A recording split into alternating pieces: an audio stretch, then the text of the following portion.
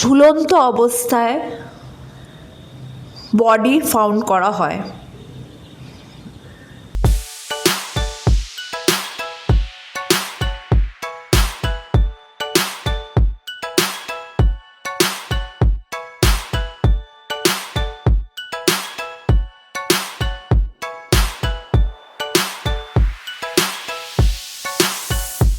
Hi guys, WhatsApp. আশা করি তোমরা সবাই ভালো আছো, সুস্থ আছো।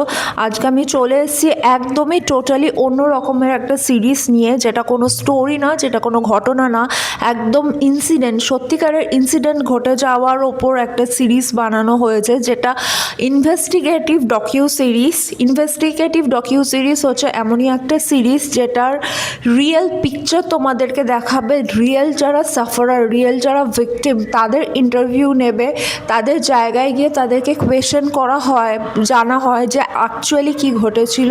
তো এটাকেই বলে হচ্ছে ডকুমেন্টেড। যারা ডকুমেন্ট কালেক্ট করে সে ডকুমেন্টেড বলে। আর যেহেতু ইন্টারভিউ নেওয়া হচ্ছে, ইনভেস্টিগেট করা হচ্ছে যে কী হলো, কীভাবে হলো, একদম রিয়েল পিকচার, রিয়েল প্লেসে গিয়ে রিয়েল মানুষের সাথে ইন্টারভিউ নেওয়া, তাই জন্য এটাকে বলে ইনভেস্টিগেটিভ ডকিউ সিরিজ। তো এটা আমি আগে যা বললাম, একদম কোনো স্টোরি বেস না, একদম কোনো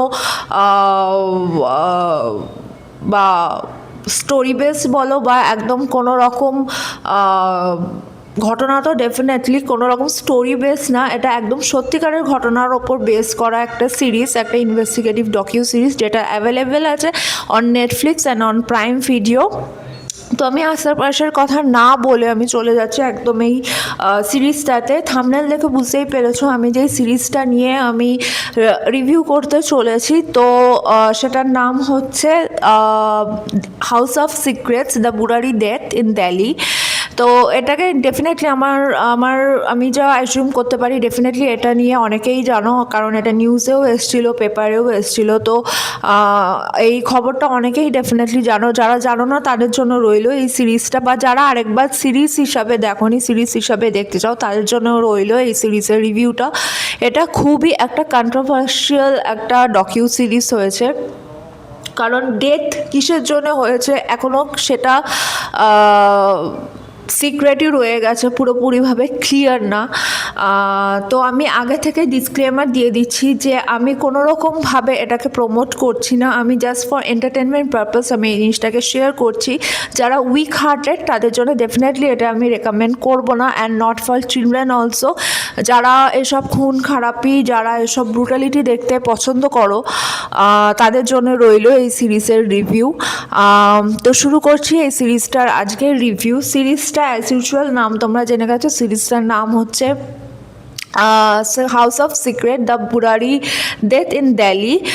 2018-এ দিল্লির বুরারি জায়গায়, 18 সালে মোটামুটি দিল্লির বুরারি জায়গায় একটা ফ্যামিলির 11 জন সদস্য এবং সদস্যকে ইনক্লুডিং বাচ্চাকে ঝুলন্ত অবস্থায় বডি ফাউন্ড করা হয়, তাদের বডি পাওয়া যায়। একই পরিবারের 11 জন সদস্য ইনক্লুডিং বাচ্চার ডেড বডি পাওয়া যায় ঝুলন্ত অবস্থায়। তো কিভাবে হয় এই ডেথ, কি এর পেছনে রহস্য, তো পুরোটাই নিয়ে এই সিরিজটা। আমি যদি একটু সামারাইজ করেও বলার চেষ্টা করি, এটা খুবই কন্ট্রোভার্সিয়াল একটা সিরিজ আর খুবই গুজবাম্প দেয়া একটা সিরিজ, কারণ এটাকে তোমার গল্পের আকারে দেখানো হয়নি বা কোনো রকম সিনেমার আকারে এটাকে দেখানো হয়নি। এটা একটা ডকিউ সিরিজ, যেহেতু এখানে সব রিয়েল পিকচার ইউজ হয়েছে, রিয়েল প্লেস ইউজ হয়েছে, রিয়েল মানুষের যে সাথে ইন্টারভিউ নেওয়া সেটা দেখাচ্ছে। তো এই সবগুলো জিনিস মিলিয়ে সিরিজটাকে পুরো একদম র করে রাখে। আর প্রত্যেকটা জিনিস এত ডেপলি দেখানো হয়েছে, এত ডিপলি দেখানো হয়েছে, এত ইন ডিটেলস দেখানো হয়েছে। তো পুরো সিরিজটা হচ্ছে র। আমি এতদিন প্যারানর্মাল অ্যাক্টিভিটি, কনজিউরিং এগুলো দেখে খুব ভয় পেতাম, কিন্তু অ্যাকচুয়াল ভয় কাকে বলে তোমরা যদি রাত্রিবেলা, রাত 12টা, 1টা, 2টোর সময় পুরো ঘর অন্ধকার করে যদি এই সিরিজটা দেখো, আমি 200% শিওর তোমরা ভয় পেতে বাধ্য হবে। আসল হরর সুপার ন্যাচারাল ছাড়া আসল হরর মনে হয় এটাকেই বলে, গুসবাম দেওয়া হরর। আমার তো ভাই সিরিয়াসলি প্রচণ্ড ভয় লেগেছে, গায়ে জাস্ট কাটা দেয় আমার যখনই আমি এই সিরিজটার কথা ভাবি বা যখনই আমি এই সিরিজটা দেখি। তো যাই হোক, সিরিজটা আমি সামারাইজ করলে আমি এইটুকুই বলতে পারি, একটা পরিবারের 11 জন সদস্য, তাদের মধ্যে একটা সদস্য যাকে রিলেশনে হয়তো কাকা হয়, বাড়ির ছোট ছেলে ললিত বলে, সেই ললিত তার বাবা এক্সপায়ার হয়ে যাওয়ার পর নানান রকম ঘটনা, মানে নানান রকম রিচুয়ালস মেনলি তারা পালন করতে থাকে। আর এটা বলতে থাকে এই রিচুয়ালসগুলো ওনার যে বাবা, মানে ললিতের যে বাবা ছিল, সেই বাবা ওকে ওর স্বপ্নে আসতো, ওর ওপর নাকি ভর করতো, এবার ওকে বলতো যে তুমি এই এই রিচুয়ালসগুলো ফলো করো তোমাদের সংসারের ভালোর জন্যে। তো সেই হিসাবে ও পুরো রিচুয়ালসটা ফলো করতো। আর ও খুব কন্ট্রোলিং ছিল, অথরিটেটিভ ফিগার ছিল একমাত্র সেই ললিতেরই।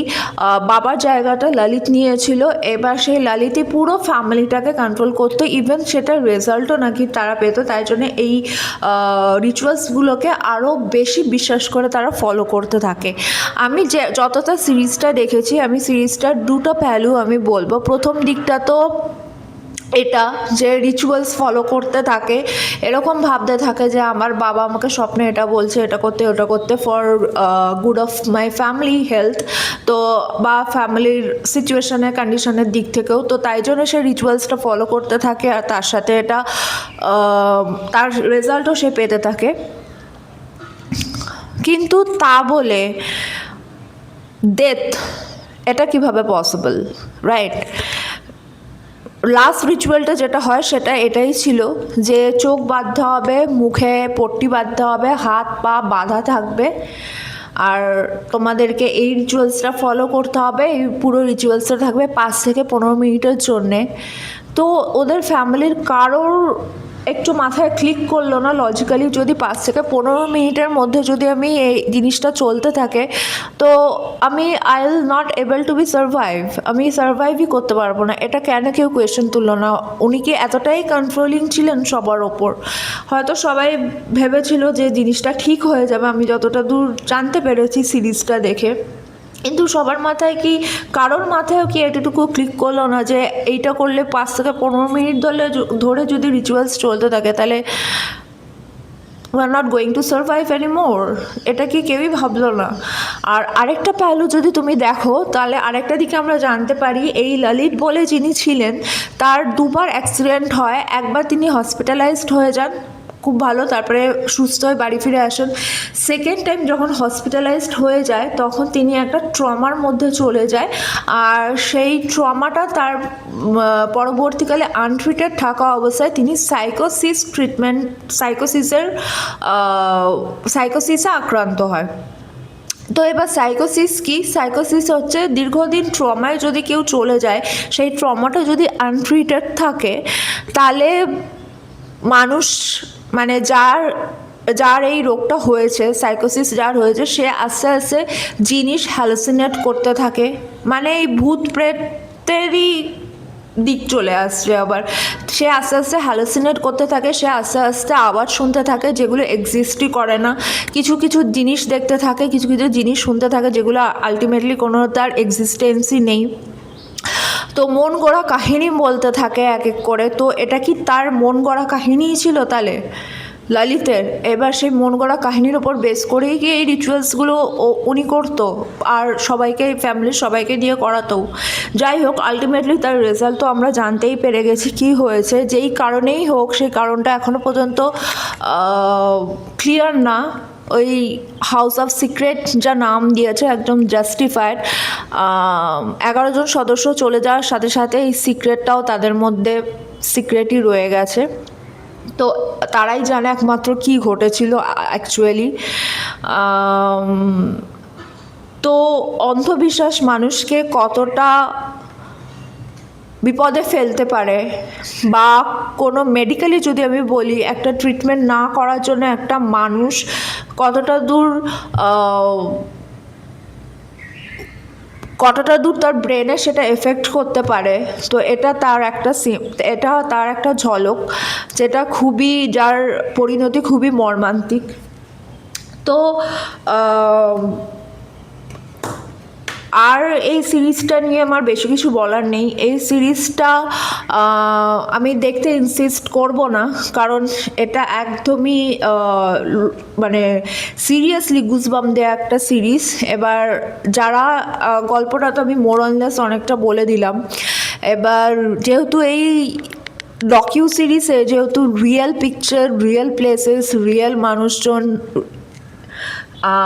রিয়েল ইন্টারভিউ যে দেখায়, তাই জন্য সিরিজটা আরও বেশি প্রচণ্ড পরিমাণে হয়ে উঠেছে।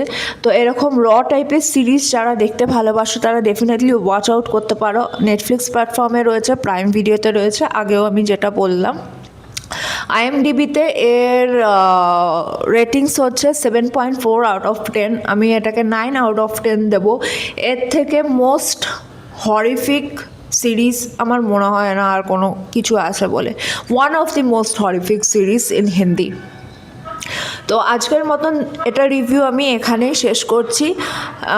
Till then, welcome to my channel which is me messy. আর ভালো থেকো, সুস্থ থেকো। Thank you for watching.